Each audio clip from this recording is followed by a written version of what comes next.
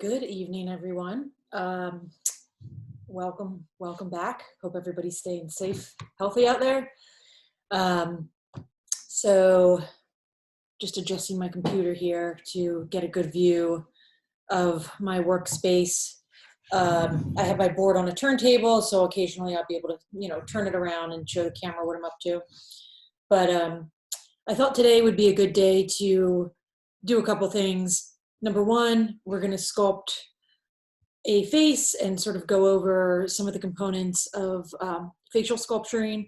Of course, we are going to wind up making something a little on the kitschier side, surprise, surprise. And then after we finish sculpting the face, we'll go on to do some work with underglazes. And while I think most intermediate advanced students do have experience working with underglazes and get the whole deal, we'll talk about them a little more in depth and also talk about some strategies to employ. So what you see is more what you get once it goes through that cone 6 firing. So yeah, let's get started. First, I'm going to lay out a big block of clay. I just got my delivery from Greenwich Pottery today. Thank you very much, Anjali, for arranging that.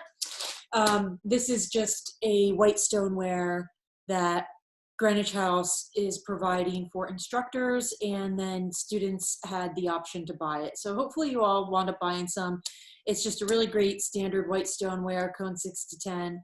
And whenever I do get clay, I make sure to label my plastic bag because it can be really easy to forget what you have. So there's that.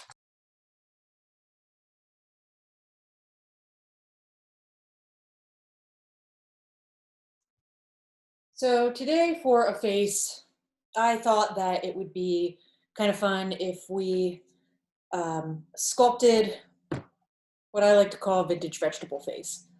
So when I was growing up, and perhaps some of you had this experience too, my grandmother had these absolutely atrocious human-faced anthropomorphic vegetables hanging up in her kitchen, who all had like these like big like what you got to do see kind of eyes. And I've seen these in other places, mainly like thrift stores and stuff, and they're somewhere between kitschy and terrifying.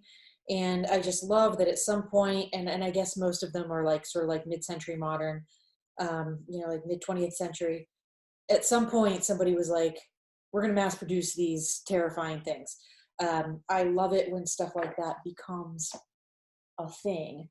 And so I thought it would be fun today to maybe make our own little terrifying kitchen decoration while also, like I said, go over the structures of sculpting a face. And one thing that does make these sort of faces so fun to sculpt is you can really do sort of an exaggerated lesson on what causes emotion in a face. Because with these vintage vegetable wall hangings, a lot of them are happy, but some of them are mad. Some of them are even eating other vegetables. Some of them are salt and pepper shakers. Anyway, it's a weird scene, the world of vintage vegetable face wall hangings. So I am just using my little clay puncher to sort of slam this into a mound. And what we're going to do today is just sort of like a cold sculpt. And then I'll go right into the underglaze painting. Normally, between the sculpting and the underglaze painting, I might do a step between, which would be letting the face sort of dry out a bit, hollowing it from behind, and then maybe underglaze painting it. But for the sake of the demo, we'll go out of order a little bit.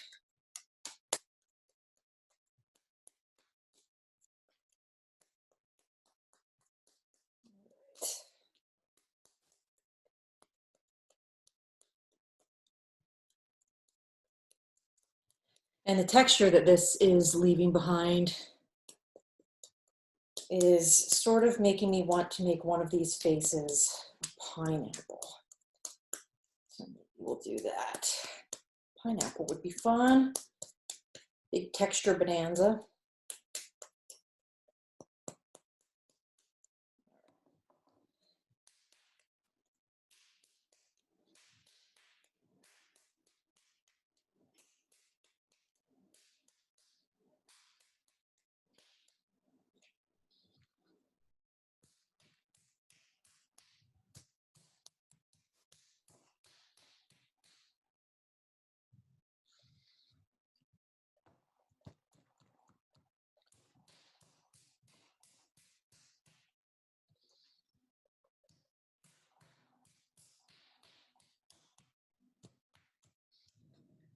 All right, little loaf.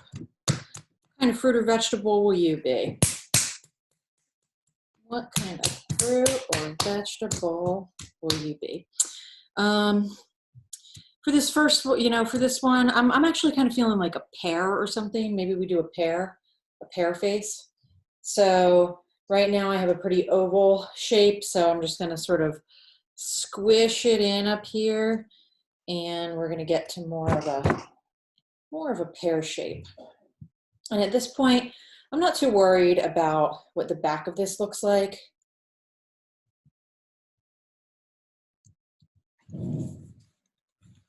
Yeah, see, there's the back, just solid clay. Obviously, that's going to have to be hollowed out at some point.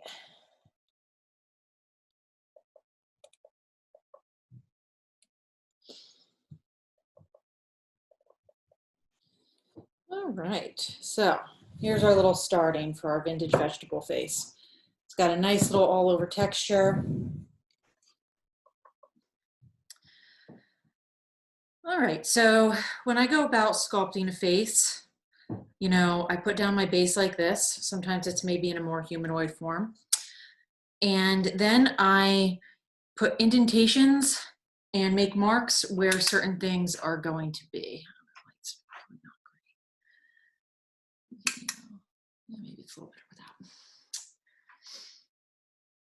So to do a little bit of sketching on the surface of clay, I really like to use this. This is called a wipeout tool.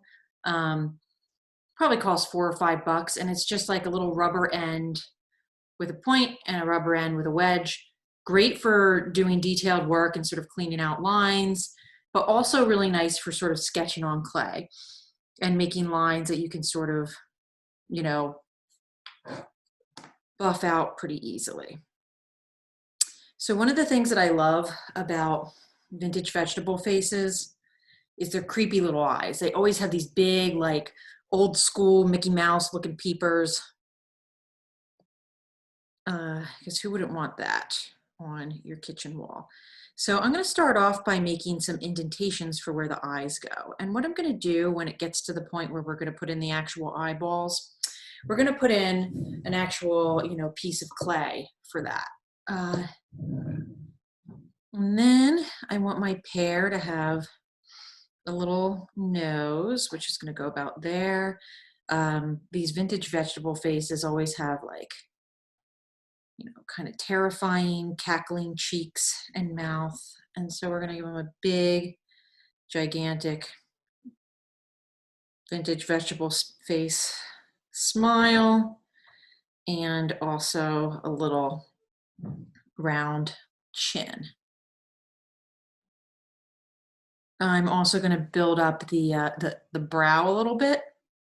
So that will be probably just add a little bit of clay here and here to give a little more definition and volume to the eyes. So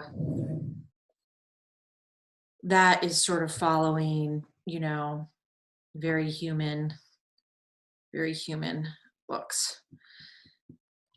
All right, and for attaching pieces of clay, even though this clay is really wet, just came out of the bag, I do find that having a serrated rib and some water on hand is good. I have some water right over here, just out of view. Move my little underglazes for now. All right, and so the first body part that I like to add when I'm making a face is the nose. one reason I like to add the nose first is because, like I said, we're going to be building up these brows and we're going to be building up these cheeks. We're also going to be building up the areas where our vintage vegetable face has a mouth. And the nose sort of anchors that all. So we'll go in and actually do the detailing of it later on in the sculpt. But I find sort of anchoring the face with a nose first allows you to sort of build up some of the other pieces. So I just dipped my serrated rib in water to sort of self-slip on the surface, and I'm just sort of scratching anywhere the nose may go and spread to. And then because I want this to be sort of like a little creepy cartoonish nose, a little sort of button nose situation, I just made a little tube, and I'm gonna actually break this in half and have it pretty tiny. And I'm just sort of hand sculpting this into a teardrop. So that will be sort of the nose and the bridge of this vintage vegetable face. And of course, I'm slipping and scoring the back.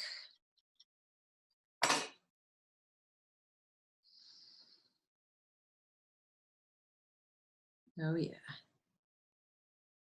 Now I'm coming down on either side of the nose to sort of attach it to the surface and down here as well. These wood knives that I think most of us probably have are really great for blending in little pieces like this. All right, already reminding me of disturbing childhood memories, vintage vegetable face. All right, great. And while we're here on this little, making this little nose, and there's a nose so far, I'm also going to add little nostrils on either side. Nostrils are super easy. You're just going to make a little tiny ball.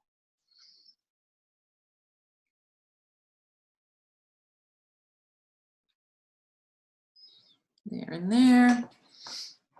And again, this is something that the wipeout tool is really nice for. This end is really nice for blending. So I'm just going to blend in the bottom of the nostrils and the sides.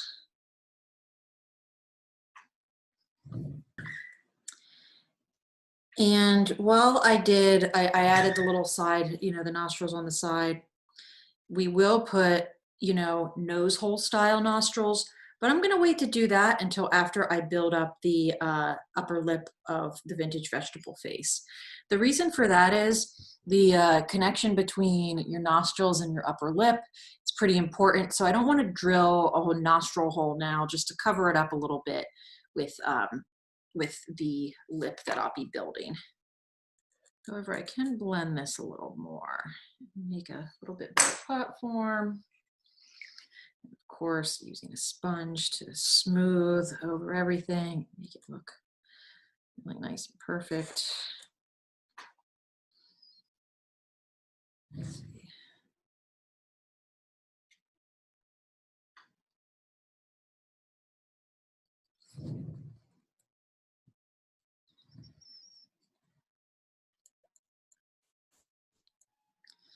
All right, so next up, I am going to build up a little tiny bit of the brow. The brow is really telling in terms of the emotion that you want your face to show. And again, this is where we're at so far. Hello, just a little nose. So I'm going to think about, what I think when I look at this pear.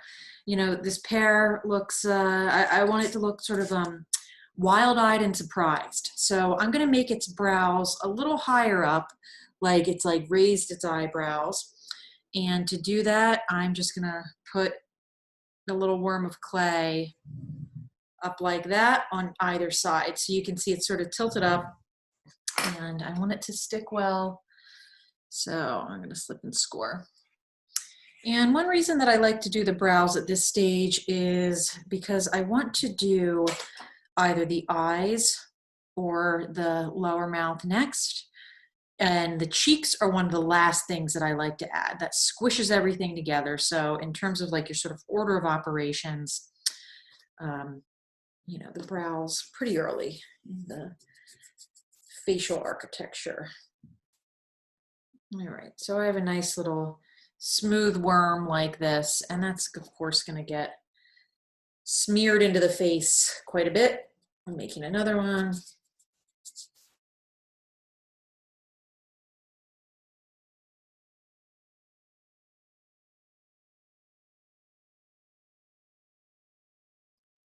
All right. So here they are stuck on, and that's kind of intense. That's not really what we're going for, you know, and again, these aren't really meant to be eyebrows. They're more so meant to be the brows where eyebrows will then be placed. So we do have a bit of blending in to do. Again, this is just all contouring here.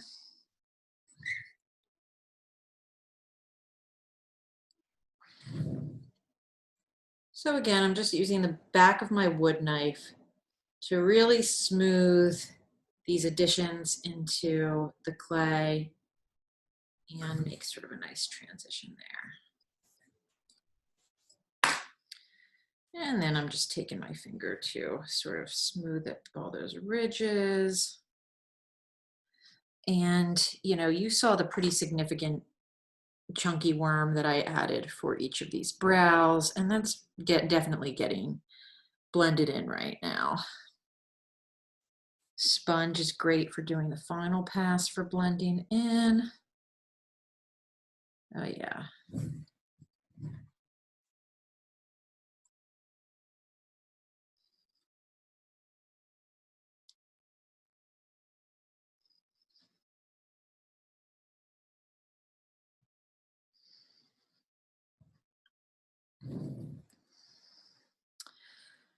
Yeah, here we go. All right, so I'm making one side of the brow sort of sticking up a little, like, you know, the vegetable face is like, what's over there? So here's our contouring. So far, all right, it's gonna look a lot better shortly.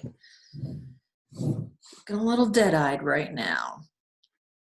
So now at this point, we can add eyeballs and eyelids if we think our vintage vegetable face needs any. And so, you know, like I said, I'm going for a little bit of a creepy thing here. So I want this thing to have real big, like I said, old school, like Mickey Mouse size peepers. So the nice thing when you sort of dig out a hole for your eyeballs, you know, you can sort of test a few different sizes. That's a little smaller than I want. And keep in mind, I'm probably going to add a lower lid. Probably not so much of an upper lid, but I will add a lower lid, and that's going to cover up a little bit of this eyeball. So I want my eyeball to be a little bit bigger. I want it to look a little more intense. Oh yeah. Oh yeah. That's more like it. That is more like it. There we go. So you can see those eyeballs, they look like nice and big, but they're also popping out a little more than I like. So I'm simply gonna just make those holes that they go in a little bit deeper. And then ideally, when we hollow out the back of the head, we'll take down some of the volume of those eyeballs as well. Now for this, I'm going to use my tiny scratcher just to make sure that those eyeballs stay put. And this tiny scratcher is a really great tool. What it is, I'm sure some of you have this, just a tiny little metal wire scratcher.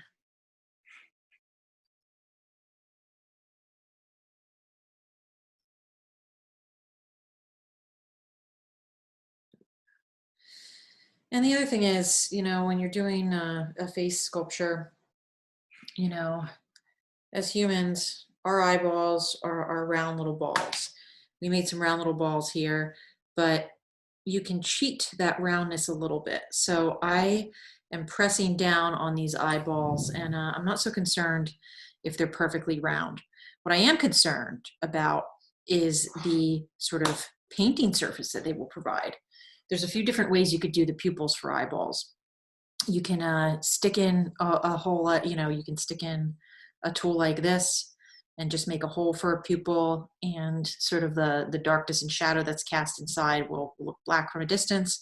You can paint them on with underglaze, whatever you want to do. In this case, I think we are going to paint them on with underglaze because I want to do like one of those like big eyeballs with like a pie slice cut out that's supposed to look like a reflection, but really just looks mildly terrifying. Right. So there we go for that. And like I said, I think I'm going to skip giving this guy some eyelids, because what I would like to do here when we get to the underglaze part, I think I want to put some, like, you know, eyelashes here. A lot of vintage vegetable faces, you know, have a significant eyelash situation, but I do want to put an under eye lid, just to sort of make this look a little less like, oh, you know,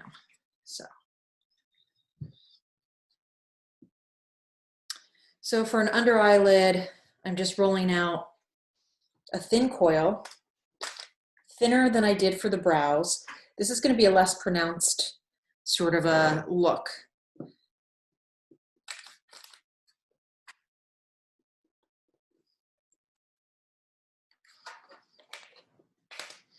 And again, the reason that I like to add eyelids at this stage is because when we add cheeks, those cheeks are going to puff up against them and press up against them. So they kind of need to be there first for this clay to sort of squish and move in a realistic way that looks like, you know, flesh or pear flesh, you know, whatever we're doing here. All right, so I made my coil go into a little point, and that's sort of going to be like the corner of the eyelid. And I'm just going along the lower section of the eye, and I'm curving the outer part here, so my eye looks like it's smiling a bit, you know. I don't think I've ever seen one of these vintage vegetable faces that's, you know, anything less than overjoyed. I'm doing the same thing on the other side.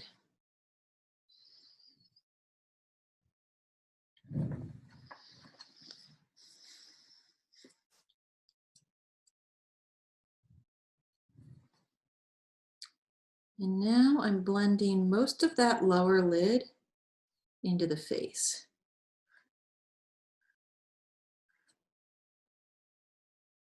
And so in just 1 second, I'll hold this up so you can see the blending side by side. So you can see on the right side, I really blended a lot of that into the face. And that's sort of the way I feel like a lot of facial sculpture goes. You wind up using a bit more clay than you think you would for these features, because so much of having a cohesive face is about just blending everything together.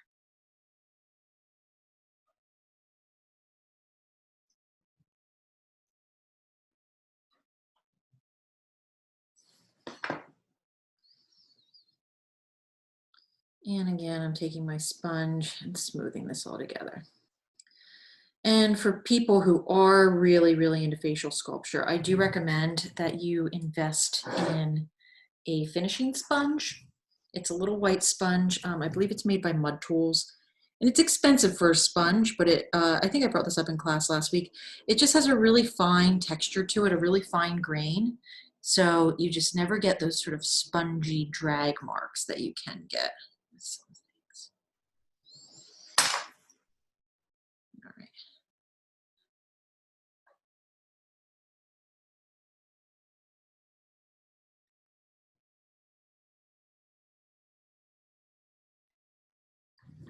All right. All right.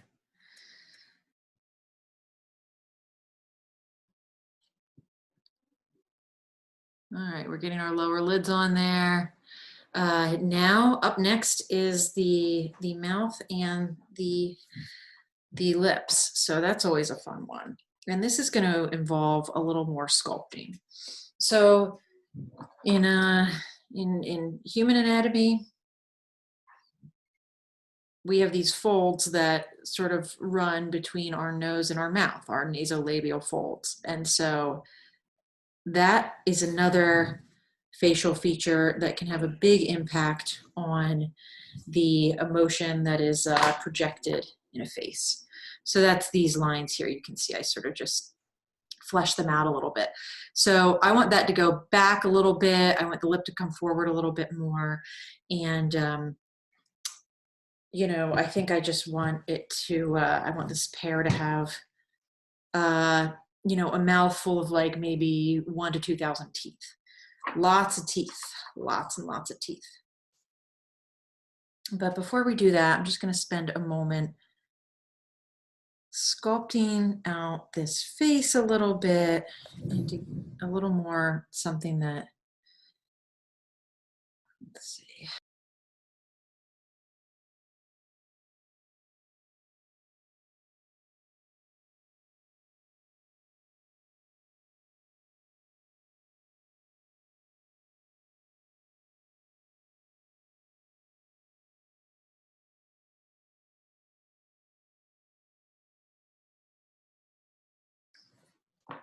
All right, so now here's a fun part.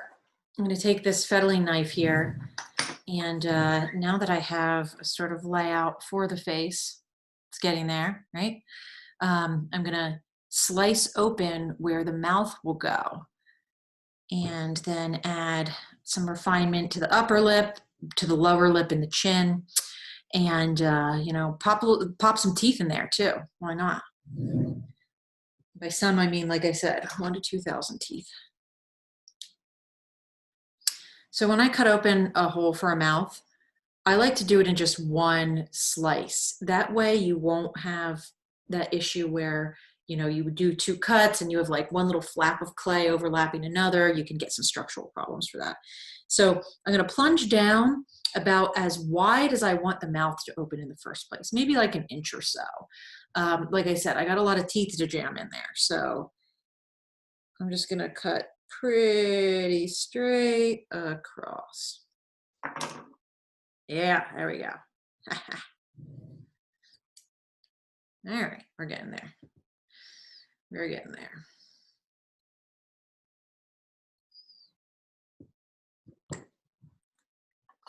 So now that I have sort of a opening for the mouth, I am taking this sort of curved flat back part of my wood knife and entering it like a tongue depressor, and opening this mouth and sort of manipulating it into the position that shows a sort of emotion that I want it to. And I want it to be, you know, a pear that's happy and excited for life. I can also push up this front part of the lip, and here I pushed up on either side to sort of indicate where, you know, the top lip part might sort of come up a bit. So, you know, a little rough right now, but we're definitely getting more of a sort of personality for this pear, right? It's sort of a, you know,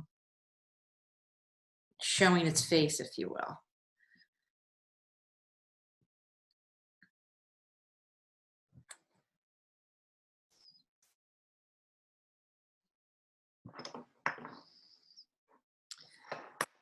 So in anticipation of building up the cheeks here, I'm recessing the corners of the mouth a bit.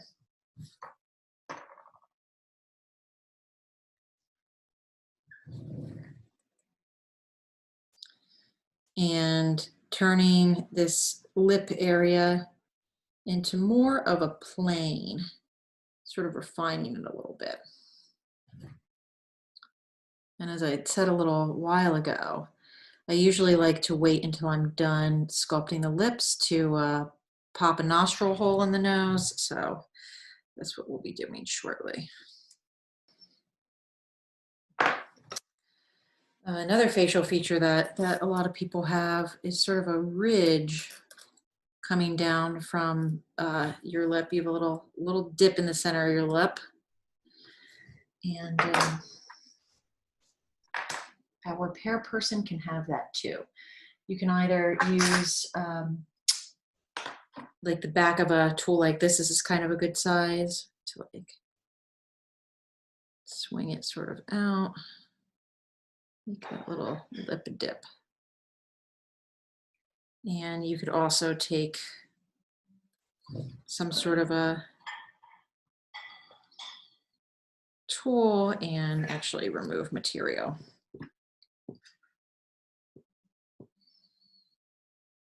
And for the bottom lip, I'm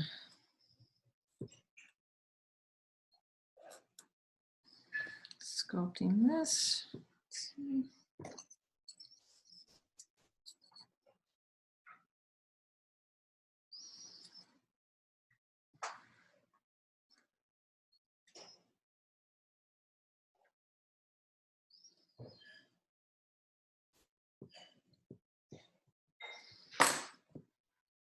All right, so here's how we're going so far. So basically the ridge that came out from slicing open the mouth, I just sort of rounded it and made a sort of naturalish looking lip.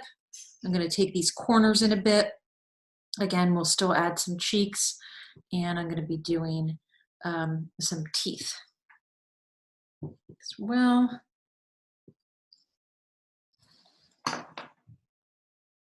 And again, a swipe with the sponge to sort of smooth and clean up what we've done. My thought for this excited pear person is to give it sort of like sort of 1940s-ish makeup. A lot of these vintage vegetable people are wearing makeup. Actually, people, no, they're just vegetables. I don't know who came up with them. You know, I've been trying to look into this and find out what companies were making these and whatnot. And a lot of them were made, or plenty were made in ceramic, like just like low fire, brightly colored ceramics. But then there's a lot that are also made from plaster or cast gypsum cement, you know, called chalkware. And that's a whole interesting industry. All right, so at this phase, I want to add the teeth sort of deep into this mouth and sort of forget about it. So what I'm doing here is I'm just rolling out a coil.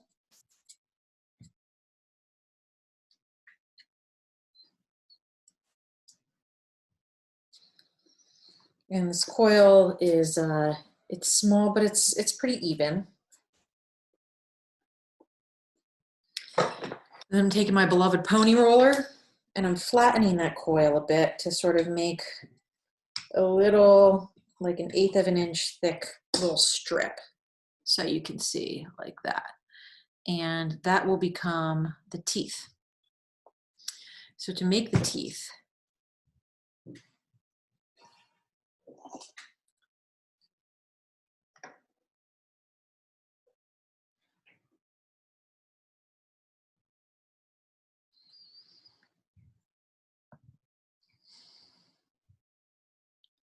now I left this strip not completely flat because I like it when teeth show a little bit of volume, right? So to do that, I'm using sort of a thick blunt edge to cut my teeth. And so I'm just putting it in here and rocking it back and forth and having like a pretty distinct separation between each tooth.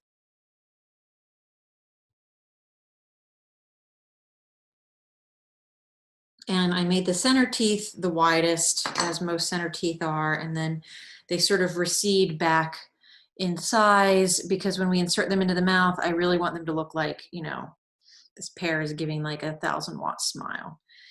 And so you can see this is also a little bit large for the amount that we've made. So I'm gonna sort of cut an arch on the top that is sort of reflective of the mouth shape. And that also hides our work a little bit. as to how we made those teeth. And it looks like I have a few too many teeth, so I'm going to cut off some of the sides.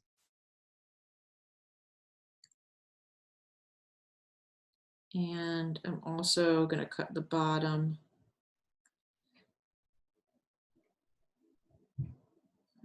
This will work. I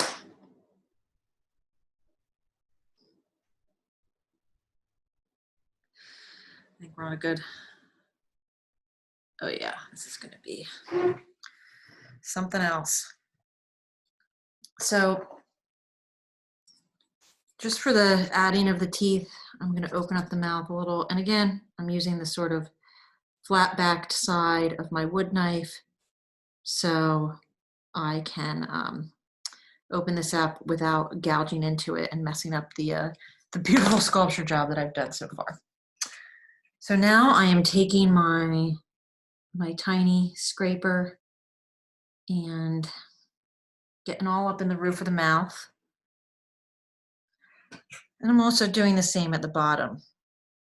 Now, the space behind these teeth is going to be quite apparent when we wind up emptying out and hollowing this form. So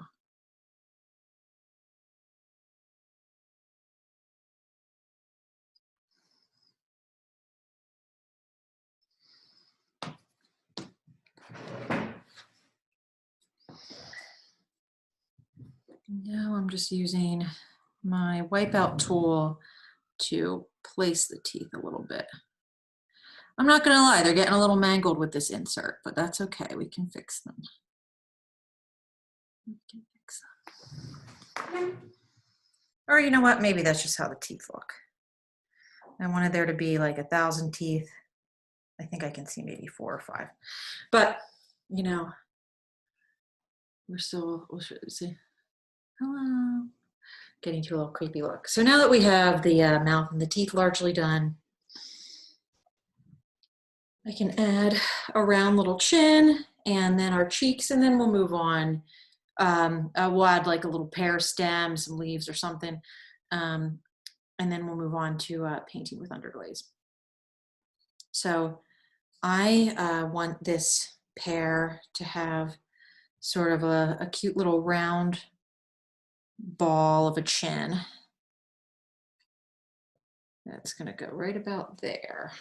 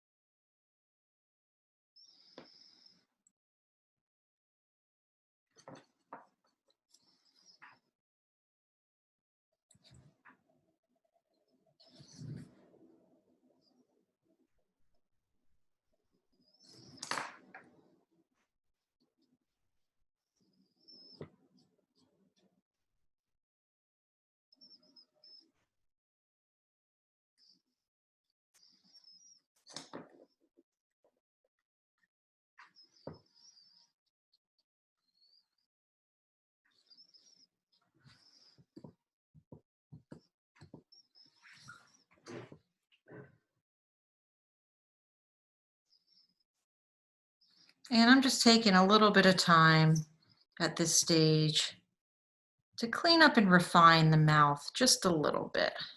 Oh, I forgot to put those nose hole nostrils. Do that. That chin's looking good. As good as a chin on a pear can look, I suppose. And I'm also just using this sponge to sculpt, to softly sculpt a little and to sort of push the clay into some semblance of symmetry. I like my vintage vegetable faces to be very symmetrical.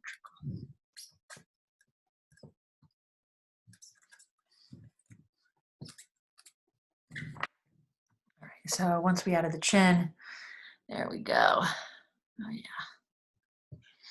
And now I'm ready to build up, nostril holes. Nostril holes. So I'm using this tool to poke a nostril hole, but it is important to note that nostril holes are never perfectly round.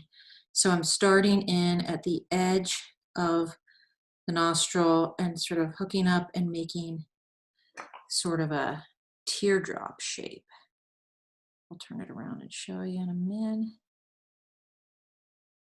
Oh yeah.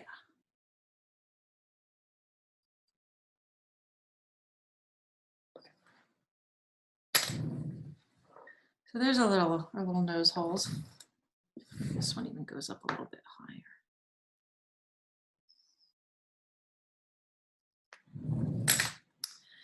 And this can be a great thing to clean with the wipeout tool. You can see now these corners of the mouth are a little more forward than I would like, but when we add the cheeks now, that's gonna push a lot of the face sort of back. So it'll sort of make our strange anatomy make a little bit more sense, hopefully. So I think when you add cheeks to your facial sculpture, it's one of the most drastic additions you'll wind up making. And you can see I'm not just concentrating on the area right here. You know, this pear is clearly smiling, and so that piece is going to go over and around. Now, this is probably about a 3-pound wad of clay right now. So yes, you could probably have the dimension to just peel it out of here, but like I said, I'm into the additive dimension for this. So for making a cheek shape, I like to roll out a ball and then roll one corner into sort of a point like this. Excuse me. So that when we put it on the face, we'll have the sort of volume already there to draw it down and give it some laugh lines.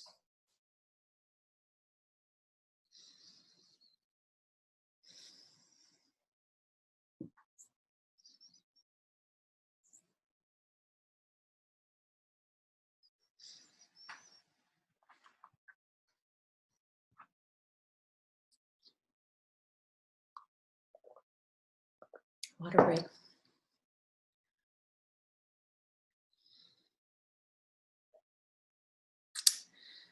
Also, shameless plug, wearing an awesome t-shirt that says "Leave Philly Alone." That is currently a fundraiser for Philadelphia small businesses. I know like everything's like a fundraiser these days, but they're making some great t-shirts and they can benefit a wide variety of Philly businesses and services. I got this to benefit Philabundance, which is a Philly food bank. So if you're, in the market for Philadelphia themed t-shirts, I recommend that. All right, so now our face is all slipped and scored, and now I'm just slipping and scoring the backs of these giant commas, and I'm putting this up by the eye.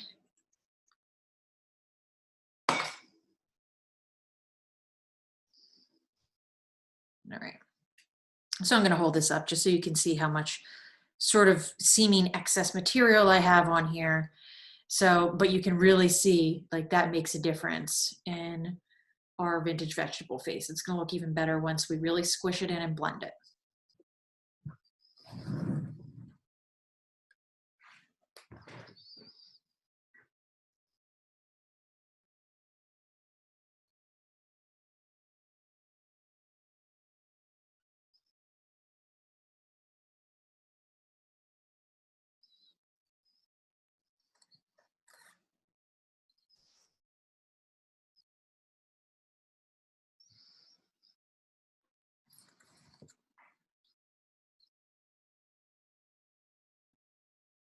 So I'm just passing this over, blending it in, seeing how it works and looks with the other features on this vintage vegetable face.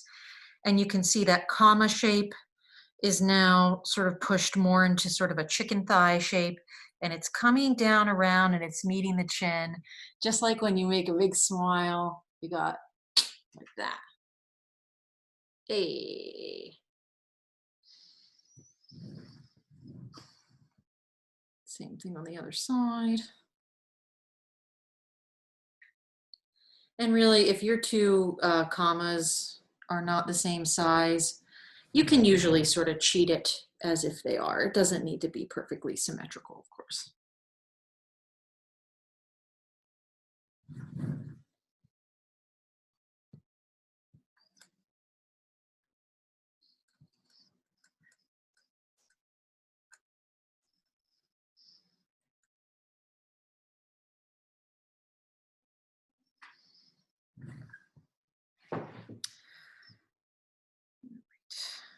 This cheek a little closer to the nose.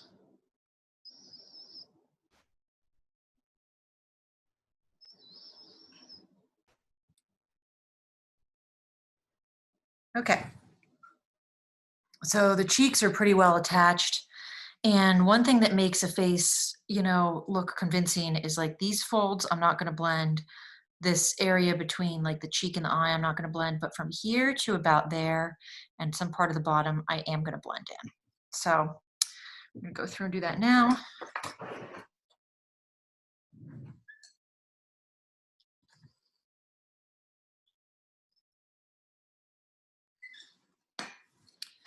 So I'm just taking my wood knife, smearing in this outside, doing a blend.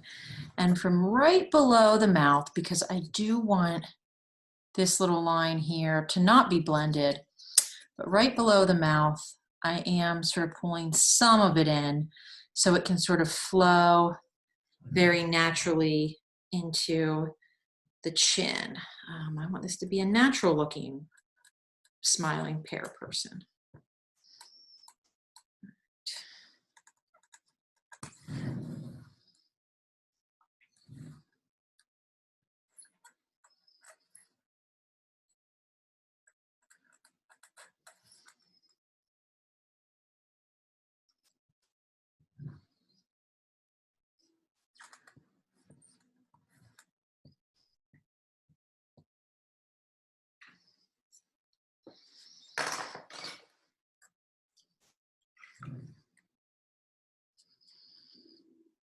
All right, and now that my blending's done, I'm going through with my good old sponge, smoothing once again everything.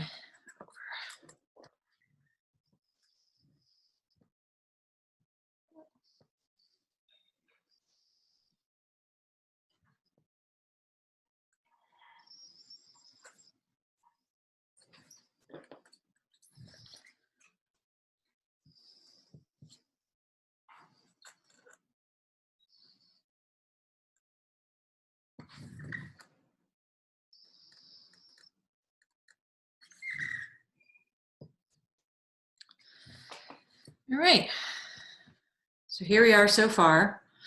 When I paint the eyes, I think this will make a big difference for the sort of like what you gotta do to see look that I'm going for. But before we do that, I wanna add a little feature that makes it clear that this is a piece of fruit intended for display on your kitchen wall. So I'm gonna just put a real quick little pear thing and a couple of little, you know, little sprouts, little leaves, you know.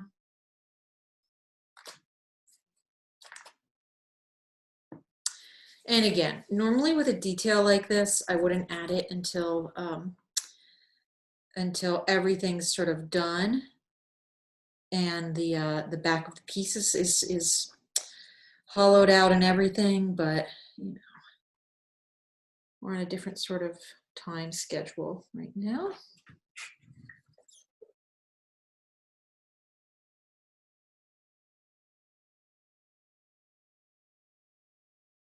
And I'm going to make leaves that have a little bit of dimension to them. They're not going to be totally flat, just because we have such a nice sort of a, you know, round looking pear fella happening.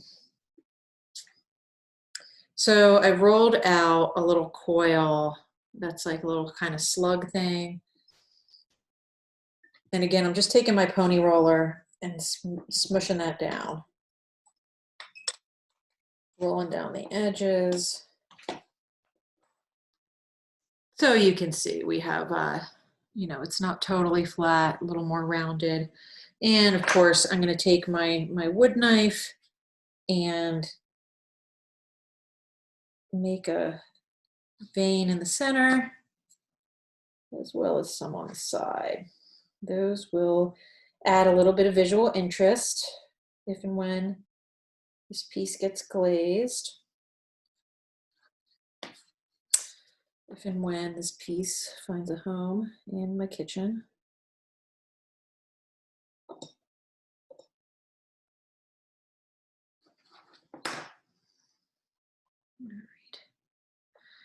And so, you know, this is a great looking leaf, but I'm going to add it and attach it after I paint the surface. And real quick, I'm going to make a second leaf too, because I think 2 leaves will look a little bit better. And you might be wondering about ears for my vintage vegetable face. And I got this to say. In my research, most of them don't have ears. And there are even a lot of vintage vegetable faces that are corn, and even the ears of corn don't have ears. All right, so for this pear, I've selected a very nice pear green. Let's see. But before we paint the pear green, and I'm drying off my brush on a dedicated ceramics garbage towel, not my shirt, as it may have looked like I was doing. Before we color in the pear face, I'm just going to color these little leaves real quick with some dark green underglaze. So this is a spectrum underglaze. I think most of you are probably familiar with Amico velvet underglazes. These are like pretty much the same thing. You'll find a pretty similar range of colors. Probably not as extensive as the velvet underglazes, but they're still all in the same ballpark. And so now might be a good moment to talk about underglazes and what they are.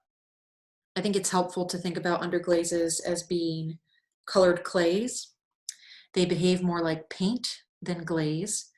They sort of do what you tell them to do. They stay put on a surface. They're not going to run.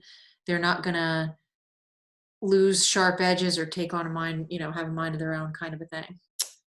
They are just going to do what you tell them to do. And the reason for that is the bases of most underglazes are sort of like a wide range white slip. Most underglazes are good for a wide range of temperatures. Some go all the way from low fire up to cone 10 without a problem. They mostly have, you know, a versatile sort of slip-like base, like I said, but then they have the addition of commercial colorants. That's what makes them such bright and stable colors. Water break. God, talking to myself in this room is really knocking it out of me. So this is another spectrum underglaze. Nice bright green color. And one reason that I wanted to go through and do an underglaze painting thing is because with underglazes, I find that it's really helpful to treat underglazes like a printmaker, which is to say, you want to work from your lightest colors to your darkest. This is going to help you really, like, what you see is going to be what you get then with your underglazes. Sometimes if you're doing underglaze paintings, the thing that can happen is like they're so deceptive when you're working with them. They sort of work like paints, they feel like paints, they blend like paints, and for the most part, that's a really lovely feature. But what can happen when you're painting with underglazes is sort of that chemical reaction maybe backfiring a little bit when you do actually fire the piece. So right now I'm using a really, really light color, like a nice bright pear green. And when this dries, it's going to look pretty opaque. So if I was painting this over an underglaze that contains very, very strong colorants, like a black or dark blue, and if I, painted right over that, I might think like, oh, great, this has covered it up. But a lot of times it's not the case. These lighter underglazes can really get burnt through by darker ones. And that's the main reason that I suggest working from light to dark with your underglazes. So you really can see what you're gonna get. This is shaping up nicely. This is a good color. And also with underglazes, I'm just gonna give this little fella a quick one coat, but you usually wanna do more than one coat. This is a white stoneware that I'm painting on, so one coat might be enough, but chances are you'll still really be able to see some of the streaks, some of the brush strokes. And again, for a lot of work, that's totally fine.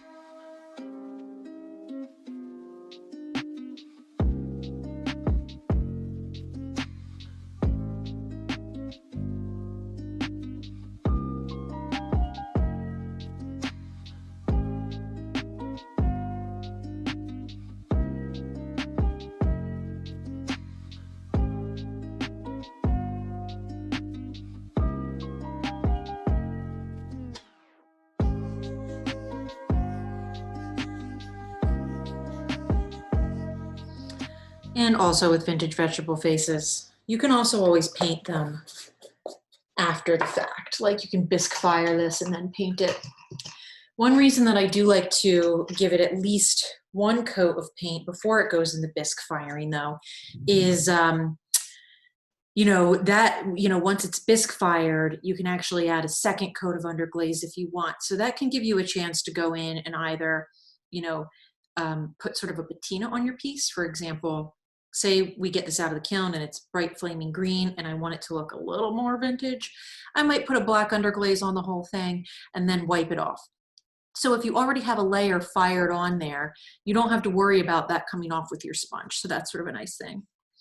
So before I go in and do something to the eyeballs of this piece, really bringing it home, I am going to add a little bit of detailing. And again, like I said, going light to dark, I would like my vintage vegetable face pear to have a little bit of color in the mouth and lips. So I'm just taking the same dark green underglaze that I used for the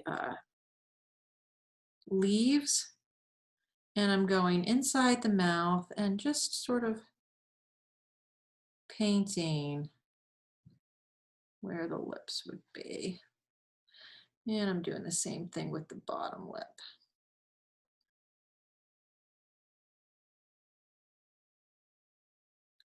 And so most of these green underglazes use a commercial colorant version of chrome or something like that that has a pretty strong colorant.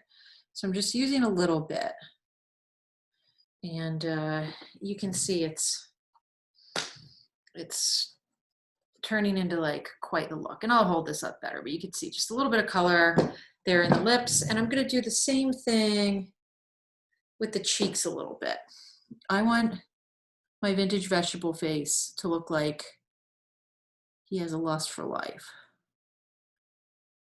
So a little bit of color in the cheeks. Really blending that in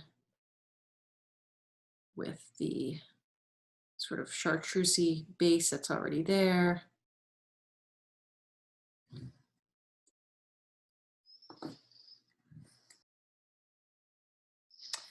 And with these underglazes at this stage, you can really blend them with a little bit of water.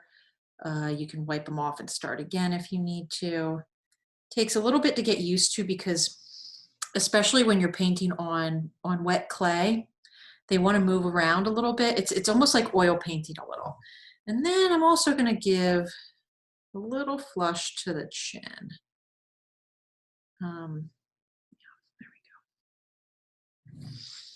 All right, things are really taking sort of a very specific turn here. So here's our face so far. And now I think we're ready to do the second to last part, painting on terrifying little eyeballs. And for that, I'm taking a much smaller brush, teeny tiny. And sorry for the lighting. This requires some eye level light work.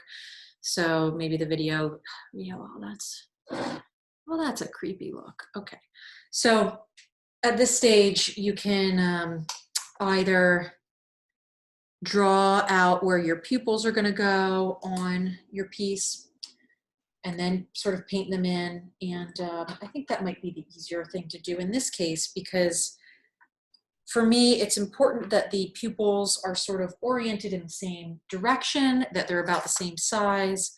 That's really going to help us bring this vintage vegetable face home. So I'm standing over my piece and I'm just drawing out a little circle to color in.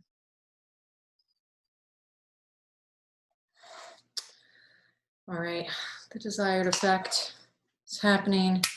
Turn off my light so you can see it a little bit better.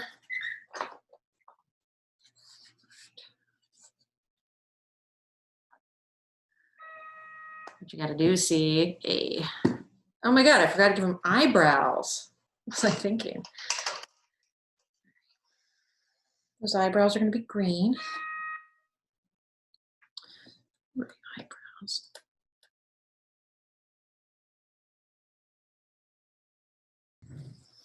All right. Well, this is certainly looking ridiculous. And now, all right, I think we're done. I'm gonna hold this up, try to get a good view for the class. Oh yeah, a vintage vegetable face. Let's give it a couple eyebrows, eyelashes. So I'm just going in here, sort of behind the eyeball with the black underglaze and adding a little detail. Again, this is also something you could do after firing, since that might give you a little more flexibility if you mess up or something, but I feel confident with the eyelashes I just put on this thing. All right. And again, when I hollow this out, I'll leave a little piece for hanging on your wall in the background. But yeah, that's what we got. Vintage vegetable face. That's a pretty good one. So yeah, we did some face sculpting, we did some underglazes, and now I'm just gonna wait for this thing to dry while so I can hollow it out. So yeah, thanks for joining in today, and I will see everybody next week. All right, stay healthy, stay safe. Bye.